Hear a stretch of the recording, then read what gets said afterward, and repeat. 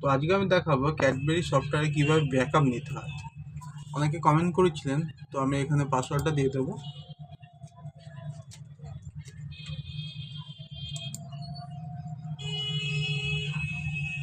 এখানে দেখতে পাচ্ছেন এই অপশানটা আসছে, এখানে দেখবেন এই ব্যাকআপ অপশানটা আসছে, ব্যাকআপ এখানে ক্লিক করবেন।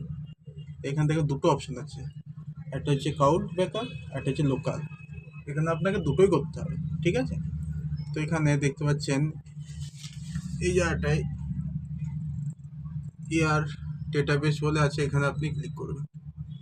এখানে ক্লিক করার পর ক্লিক করলে ওটা অটোমেটিক চলে আসবে। তো এখানে ক্লাউড ব্যাকআপ করতে হবে, একটু সময় লাগবে, ঠিক আছে?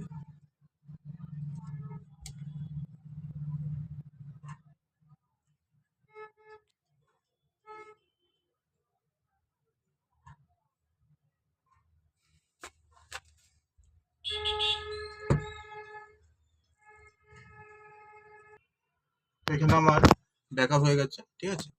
এখান থেকে আরেকটা লোকালটা করতে হবে। তো লোকালটা করতে গেলে আবার ব্যাকআপে যেতে হবে, আবার ওইখানে ক্লিক করতে হবে।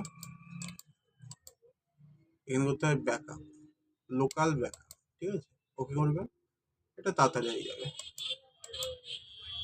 স্টার্ট করবেন।